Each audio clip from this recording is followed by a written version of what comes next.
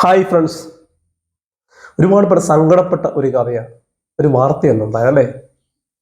ഒരു 13 വയസ്സുകാരൻ നിന്ന് TV ചാനൽ തുറന്നു നോക്കുമ്പോൾ ഒരു 13 വയസ്സുകാരനായ ഒരു കുട്ടിയുടെ ശവസംസ്കാര ചടങ്ങാണ് കാണുന്നത്.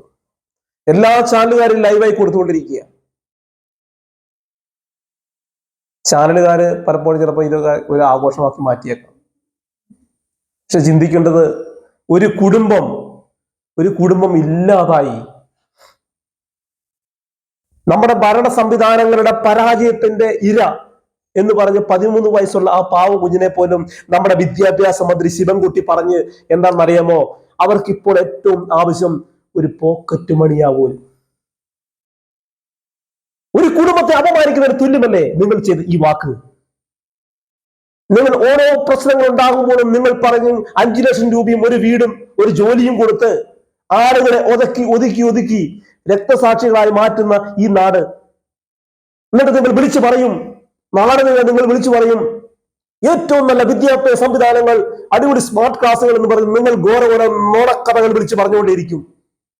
ലോകത്തെ ഏറ്റവും നമ്പർ 1 ആരോഗ്യ സംവിധാനം ഇന്ത്യയിലാണെന്ന് പറഞ്ഞ് നിങ്ങളുടെ തന്നെ മുഖ്യമന്ത്രി അല്ലെ നമ്മുടെ തന്നെ മുഖ്യമന്ത്രി പോകും അമേരിക്കയിലേക്ക് ചികിത്സയ്ക്ക്. എന്താ പറ്റിയേ?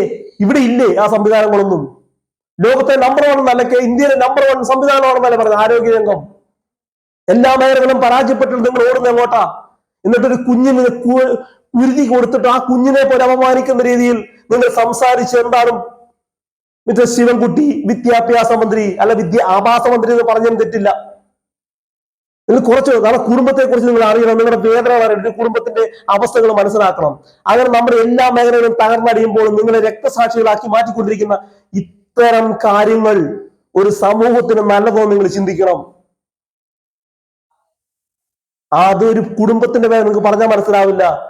ഭരണത്തിന്റെ ആ ഒരു അതിപ്രസരം, ആ പറയുന്ന ഒരു ലഹരി നിങ്ങളെ തലക്ക് പിടിച്ചു കഴിയുമ്പോ ഇവിടുത്തെ സാധാരണക്കാരായ ആളുകളൊക്കെ വെറും പട്ടികളായിട്ട് നിങ്ങൾക്ക് തോന്നും. അതല്ലേ കണ്ടുകൊണ്ടിരിക്കുന്നത്? 13 കൊല്ലക്കാലം ഒരു കുഞ്ഞിനെ വളർത്തി വലുതാക്കിയ മാതാപിതാക്കന്മാരുടെ വേദന നിങ്ങൾക്ക് പറഞ്ഞാൽ മനസ്സിലാവില്ല. നിങ്ങൾക്ക് രാഷ്ട്രീയം, നിങ്ങൾക്ക് ഇനിയും ഭരണം കിട്ടണം ചിന്ത മാത്രമേ നിങ്ങൾക്കുള്ളൂ.